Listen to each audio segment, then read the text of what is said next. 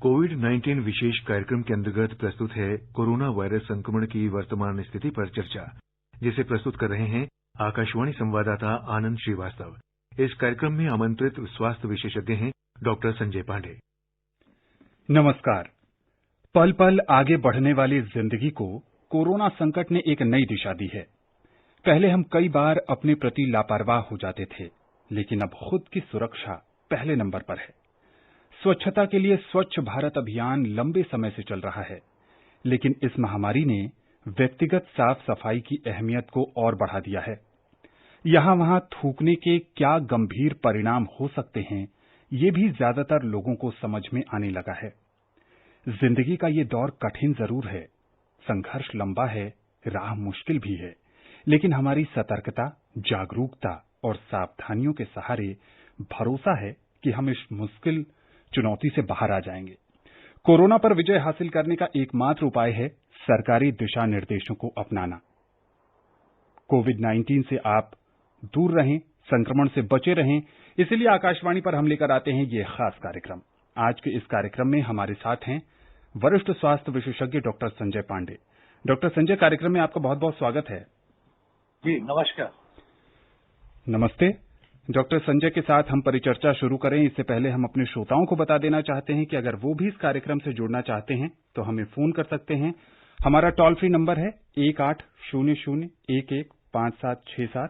हमारा एक और नंबर है 01123314444। डॉक्टर संजय, सबसे पहले यहीं से शुरू करते हैं। आप चूंकि न्यूरो से जुड़े हुए चिकित्सक हैं और कुछ समय पहले, 2-4 दिन पहले विश्व स्वास्थ्य संगठन ने एक रिपोर्ट जारी की और उसमें यह बताया कि कोरोना वायरस से जो संक्रमित लोग हैं उनके दिमाग पर भी असर पड़ता है।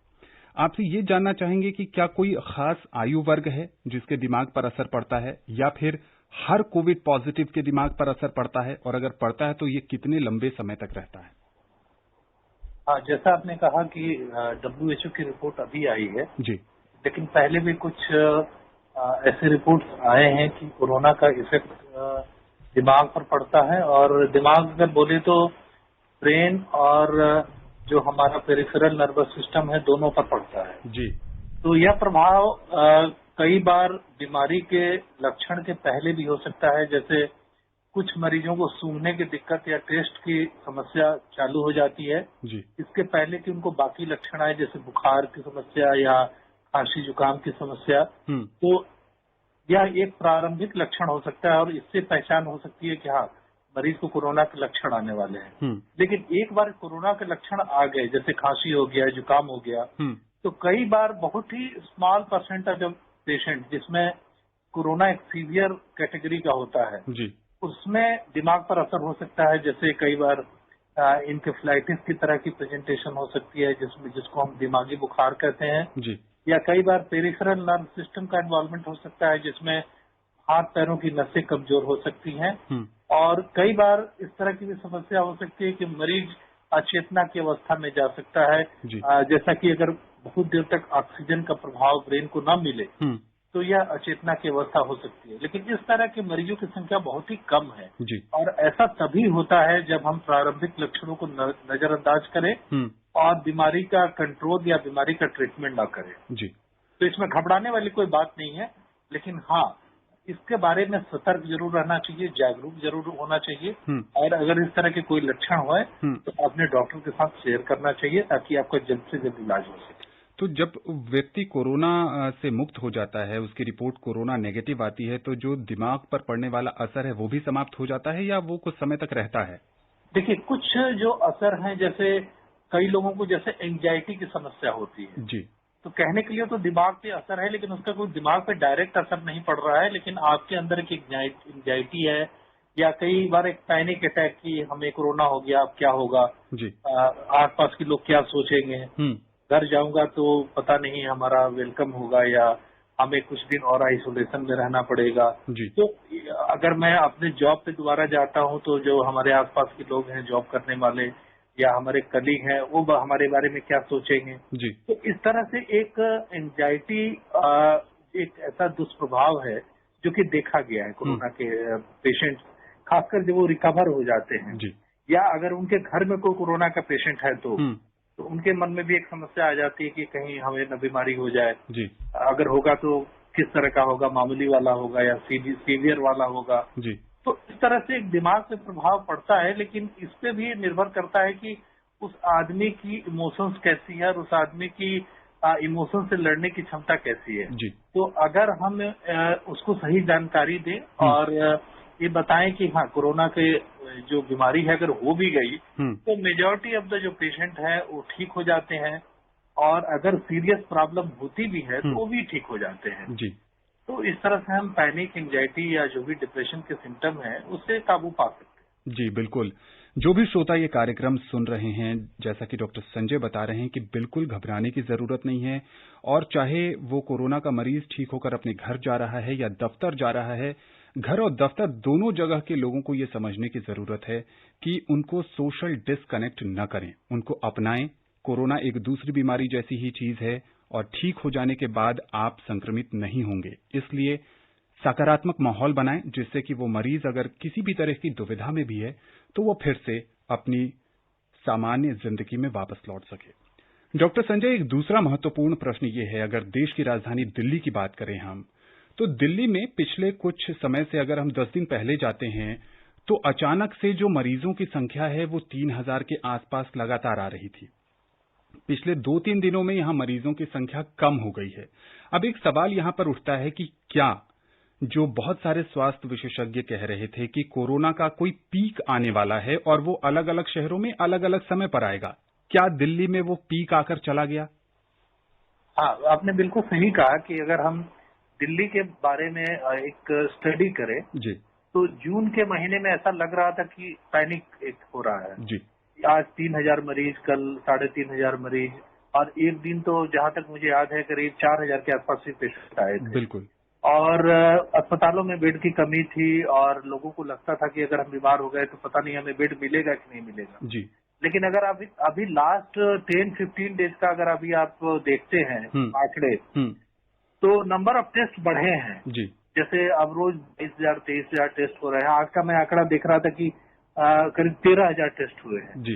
और उसमें से 1200 पॉजिटिव आए हैं। तो जो हमारा पॉजिटिविटी रेट 30% चला गया कि हम अगर 100 टेस्ट करते हैं तो 30 पॉजिटिव आ रहे हैं जी, वो घट के 8-9 के आसपास आ गया है। जी।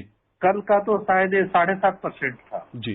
तो हुआ यह है कि क्योंकि अब नंबर ऑफ पेशेंट्स कम हो रहे हैं और जो पहले पेशेंट ज्यादा हुए थे अब वो रिकवर हो रहे हैं। जी। तो अगर हम ग्राफ देखें तो 2000 पेशेंट बीमार हो रहे हैं, 1500 बीमार हो रहे हैं, 1000 बीमार हो रहे हैं, लेकिन ठीक 2500-3000 पेशेंट हो रहे हैं। जी। तो हमारा जो एक अनुपात है ठीक होने वाले पेशेंट्स का वो धीरे धीरे बढ़ के 80% के आसपास चला गया है। जी। तो इससे 2 फायदे हुए हैं। पहला फायदा ये हुआ है कि अस्पतालों में बेड की कमी जो थी अब वो खत्म हो गई है। जी। लोगों में कॉन्फिडेंस आया है कि हाँ अब अगर हम बीमार भी पड़ गए तो कोई घबराने वाली बात नहीं है, बेड मिल जाएगा। जी। और अगर बेड मिल गया तो इसका मतलब है कि हम ठीक भी हो जाएंगे। जी। तो इस तरह से एक कॉन्फिडेंस बिल्डअप हुआ है और हम ये कह सकते हैं कि जो दिल्ली में एक पीक आया था जून के मध्य में वो अब हम धीरे धीरे डिक्लाइन की तरफ जा रहे हैं। जी। लेकिन हमें एक सबक लेने की जरूरत है। जैसे हम चाइना से सबक ले सकते हैं, ईरान से ले सकते हैं। जी। कि ईरान में एक पीक आया था मार्च में और अभी आप देख रहे हैं वहां फिर केसेज बढ़ रहे हैं। जी। तो हमें इससे बेसिकली कंप्लेसेंट होने की जरूरत नहीं। बिल्कुल। हमें सावधान रहने की जरूरत है कि हमने जो अपने आप से प्रण लिया था कि हम 2 गज की दूरी रखेंगे, हाथ धोएंगे और मास्क पहनेंगे, सोशल डिस्टेंसिंग का पालन करेंगे, उसे हमें करते रहना है। जी। और अगर लक्षण आए तो जांच करानी है। जी। और अगर बीमार हो गए तो भर्ती होना है। पैनिक नहीं क्रिएट करना है। जी बिल्कुल। अगर हम इन चीजों को काबू पा गए तो मुझे लगता है कि हम कोरोना पे बड़ी आसानी से विजय प्राप्त कर लेंगे। जी बिल्कुल। और श्रोताओं को ये समझने की जरूरत है कि स्थिति अगर बेहतर हो रही है तो वो आप सावधानी बरत रहे हैं, इसलिए हो रही है। आपको आगे भी सावधानी बरतनी है ताकि आप खुद को, अपने परिवार को और समाज को संक्रमण मुक्त बनाए रखें। सागर से विपिन कटारे जी जुड़ चुके हैं। विपिन जी, कार्यक्रम में स्वागत है आपका। जी आनंद जी नमस्कार, और डॉक्टर साहब को भी मेरा नमस्कार। नमस्ते। जी नमस्कार। जी सर, मैं विपिन कटारे सागर मध्य प्रदेश से बात कर रहा हूँ। डॉक्टर साहब, मेरा 2 प्रश्न है आपसे, या फिर एक ही कह सकते हैं। सर, प्रश्न एक था कि जो व्यक्ति कोरोना प्लाज्मा डोनेट कर सकता है, और क्या सिर्फ एक ही बार डोनेट कर सकता है या फिर 3 महीने के बाद दोबारा भी कर सकता है, और आगे भविष्य में जो रक्तदान करता है वैसा रक्तदान भी कर सकता है, या फिर इसे किसी डॉक्टर संजय ये जानना चाह रहे हैं कि अगर जो कोरोना संक्रमित व्यक्ति है वो प्लाज्मा कब डोनेट कर सकता है? एक बार अगर उसने प्लाज्मा दान कर दिया तो क्या 3 महीने के बाद दोबारा कर सकता है? एक और सवाल इनका ये भी है कि क्या व्यक्ति वो भविष्य में रक्तदान भी करने योग्य है या नहीं? देखिए, प्लाज्मा डोनेशन के बारे में कई गाइडलाइंस आई है जी। और वो समय समय पे अखबारों के माध्यम से या दूरदर्शन और अन्य मीडिया के माध्यम से लोगों को बताया जा रहा है। तो सबसे पहले जो जानने वाली बात है कि जो कोरोना का पेशेंट है जी, जब वो रिकवर हो जा रहा है तो वो प्लाज्मा डोनेट कर सकता है, लेकिन रिकवर होने के 14 दिन के बाद वो डोनेट कर सकता है। जी। दूसरी उसकी एक उम्र होती है कि उस उम्र के बीच का व्यक्ति कर सकता है। जैसे ब्लड डोनेशन भी हम करते हैं तो जो 18 से 60 का एज है उस बीच के जो पेशेंट है या उस बीच के जो लोग हैं वो ब्लड डोनेट करते हैं। उसी तरह प्लाज्मा में भी एक जो ब्लड जो एज ग्रुप बनाया गया है वो वही है, करीब करीब 18 से 60 का। जी। तीसरा उसमें कुछ एक्सक्लूजन कैटेगरी है कि कौन कौन नहीं कर सकता है। तो जैसे अगर कोई पेशेंट गंभीर बीमारी से ग्रस्त है या डायबिटीज से ग्रस्त है या कैंसर का इलाज करा रहा है या कोई प्रेग्नेंट लेडी है तो उसको हम एक्सक्लूड करते हैं, उससे हम प्लाज्मा नहीं लेते हैं। जी। तो आप किसी भी गवर्नमेंट की गाइडलाइंस पे जाइए, मिनिस्ट्री ऑफ हेल्थ की गाइडलाइन पे जाइए जी। तो आपको उसके बारे में पूरी जानकारी मिल जाएगी। और रही बात कि प्लाज्मा डोनेशन के बाद क्या आप ब्लड डोनेशन कर सकते हैं, जरूर कर सकते हैं। जी।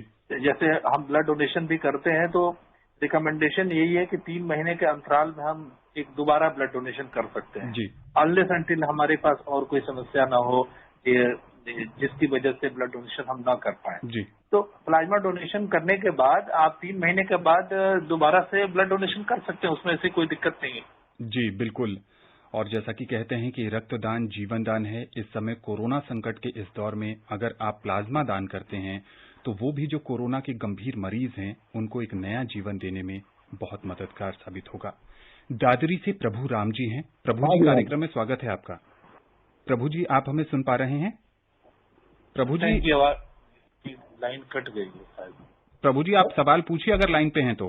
हाँ जी, हाँ जी, पूछिए। मेरा सवाल ये है कि आदमी की डेथ हो जाती है वायरस से तो वो जिंदा कितनी देर रहता है, इसमें तो ये सवाल है जी। हेलो, हाँ सुन रहे हैं। कोई और सवाल है? बस एक ही सवाल है। दूसरा ये है कि जब उसका दाह संस्कार किया जाता है तो इतनी सत्ता निकालने क्यों को रखी है कि 2 से दूर रहोगे, ये होगा वो होगा, उसकी बॉडी को सैनिटाइज अच्छी तरह करके घर वालों को दे दो, अपने दाह संस्कार ढंग से करेंगे। ये डॉक्टर, इनके 2 सवाल है। पहला सवाल कि व्यक्ति का अगर निधन हो जाता है कोरोना से तो उस मृत शरीर में वायरस कितने समय तक बना रहता है, और क्या ये सुविधा मिल सकती है कि शरीर को पूरी तरीके से सैनिटाइज करने के बाद परिजनों को दे दिया जाए अंतिम क्रिया के लिए? देखिए, इसके बारे में कोई भी गाइडलाइन नहीं है कि मृत होने के बाद कितनी देर तक वायरस जिंदा रहता है जी।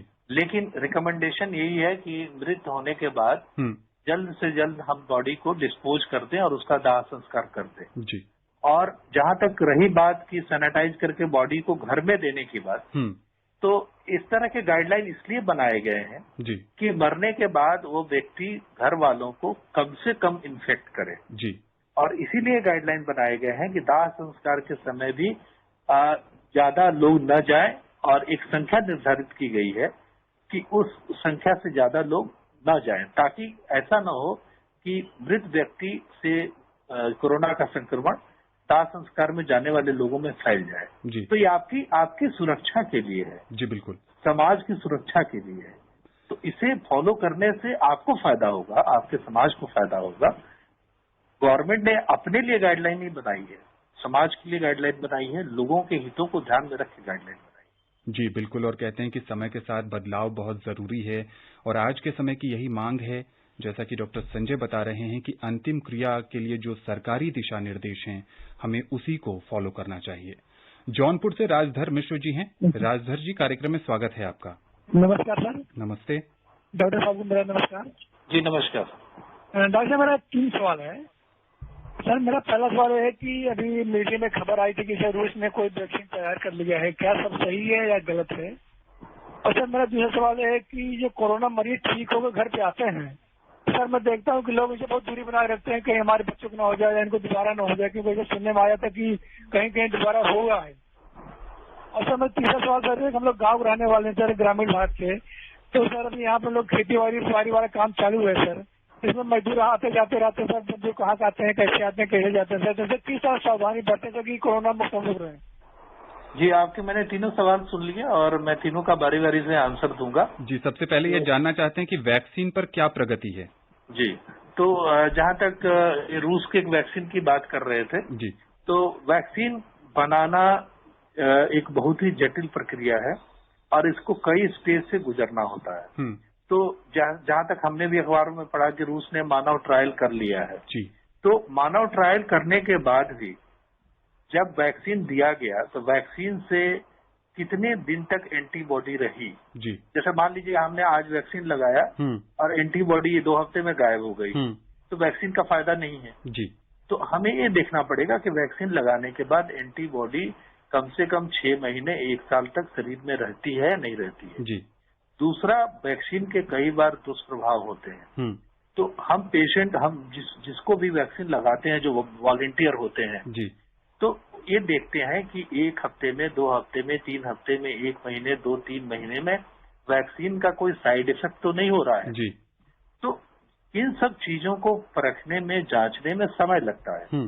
तो जहां तक वैक्सीन की बात है, 2-3 कैंडिडेट वैक्सीन ऐसे हैं, जैसे मैं ऐसा पढ़ रहा था कि एक एस्ट्राजेनिका का वैक्सीन है जो कि ऑक्सफोर्ड से है। जी, तो उम्मीद है कि उसके जो ट्रायल हैं जुलाई में कंप्लीट हो जाएंगे और शायद हो सकता है कि इस साल के अंत तक वो अवेलेबल हो जाए। जी, दूसरा एक वैक्सीन शायद national institute of health Moderna के साथ बना रही है यूनाइटेड स्टेट्स में। वो वैक्सीन भी उम्मीद है कि शायद इस साल के अंत तक मिल जाए, रेडी हो जाए। जी, तो 2-3 वैक्सीन ऐसे हैं जो कि काफी एडवांस स्टेज में पहुंच गए हैं और शायद 3-4-6 महीने के भीतर हमें कुछ अच्छी खबर मिल सकती है वैक्सीन के फ्रंट पे। जी बिल्कुल। इनका दूसरा सवाल क्या था? इनका दूसरा सवाल यह है कि जो कोरोना से संक्रमित व्यक्ति है, जब अस्पताल से रिकवर होकर अपने घर आता है तो उसके प्रति थोड़ी सी दुर्भावना होती है परिवार वालों और समाज के मन में, जो कि आप पहले जवाब दे चुके हैं। ऐसे में वो क्या करें? देखिए, ये अंधविश्वास, और इस अंधविश्वास को हमें मन से निकालना होगा। जैसे हम भी जब ओपीडी में बैठते हैं, पेशेंट देखते हैं जी, तो पेशेंट हमें बताते हैं कि डॉक्टर साहब हमें 2 हफ्ते पहले कोरोना हुआ था। तो हम उसका इलाज बंद तो नहीं करते ना जी, हम तो उसका इलाज करते हैं और हमें जान के खुशी होती है कि पेशेंट कोरोना को डिफीट करके आ गया है। बिल्कुल। तो आपको ये मन से निकालना होगा कि जब कोरोना का मरीज संक्रमण से बाहर आ गया तो अब वो इन्फेक्टिव नहीं रहा जी, और जब इन्फेक्टिव नहीं रहा तो आप उससे क्यों घबरा रहे हैं, बिल्कुल, उसकी दूरी क्यों बना रहे हैं? वो तो आपका हो सकता है कि कल आपको उसकी जरूरत पड़े, वो आपको प्लाज्मा डोनेट करने के लिए आपके पास कोई और ना मिले तो उसके पास जाना पड़ेगा जी। तो इस तरह से अंधविश्वास को आप दूर भगाएं और अंधविश्वास अगर आप दूर भगाते हैं तो कोरोना से लड़ाई में आपको और समाज को काफी हेल्प मिलेगी। इनका तीसरा सवाल यह है कि ये ग्रामीण परिवेश में रहते हैं, खेतों में काम करते हैं, वहाँ कई सारे मजदूर आते हैं, ऐसे में खुद को संक्रमण मुक्त बनाए रखने के लिए क्या करें? देखिए, गांव में जैसे आप खेत में काम करते हैं तो वहाँ जैसे 4, 5, 6 मजदूर एक साथ काम करते हैं जी, तो वहाँ काम किया जा सकता है। बस आपको एक थोड़ी सी डिस्टेंस मेंटेन करके रखिए। कई बार मास्क लगाना संभव नहीं होता, जैसे आप खेतों में काम कर रहे हैं जी, तो एक आप डिस्टेंस बना के रखिए और अगर आप डिस्टेंस बना के रखते हैं और अपना काम करते हैं तो उसमें कोई दिक्कत नहीं है। और जैसे अगर आप खाना भी खा रहे हैं तो अलग अलग बैठ के खाइए और कोशिश करिए कि सोशल डिस्टेंसिंग बना के रखें जी। और कोशिश करें कि जितना मास्क यूज कर सकते हैं करें। जी बिल्कुल। बड़ौद से महेश शर्मा जी काफी देर से इंतजार कर रहे हैं फोन लाइन पर। महेश जी, कार्यक्रम में स्वागत है आपका। नमस्कार जी। नमस्ते। याददाश्त का चले जाना और चक्कर आना क्या कोरोना का लक्षण है जी? याददाश्त का चले जाना और बार बार चक्कर आना क्या कोरोना वायरस के लक्षण हैं? देखिए, अभी हमने विस्तार से कोरोना के ब्रेन पर पड़ने वाले प्रभावों के बारे में प्रोग्राम के शुरू में ही चर्चा की थी जी। तो कोरोना के जो 2 लक्षण आप बता रहे हैं, चक्कर आना या दांत चले जाना, ये एक कॉम्प्लिकेशन हो सकता है, लेकिन ये कोरोना के प्रारंभिक लक्षण नहीं है जी। तो अगर किसी की याददाश्त चली जा रही है और चक्कर आ रहा है तो हम उसको ये नहीं कह सकते इसको कोरोना हो गया जी। हाँ, अगर किसी को कोरोना हुआ है और कोरोना की वजह से वो काफी सीवियर कोरोना के स्टेज में चला गया है तो हो सकता है कि ये कॉम्प्लिकेशन के तौर पे उसकी याददाश्त चली जाए, ऐसा संभव है जी। लेकिन सिर्फ याददाश्त चला जाना और चक्कर आना कोरोना के लक्षण नहीं। जी बिल्कुल। ओम प्रकाश जी फोन लाइन पर हैं चूरू राजस्थान से। ओम प्रकाश जी, कार्यक्रम में स्वागत है आपका। हाँ, नमस्कार साहब। नमस्ते। हाँ, दोनों को नमस्कार। ऐसा है कि मैं 3 महीने से बाहर नहीं निकला हूँ और अब मेरी मानसिक स्थिति गड़बड़ा रही है तो कुछ मैं जाऊं तो क्या इस हिसाब से जाऊं, वापस कपड़े बदलना या क्या करना चाहिए मुझे प्रोटेक्शन के लिए? वो डॉक्टर संजय, एक बड़ा सवाल है। बहुत सारे जो लोग हैं जो 50+ है, जिनकी एज, वो लंबे समय से घर में रह के चिड़चिड़े हो जा रहे हैं।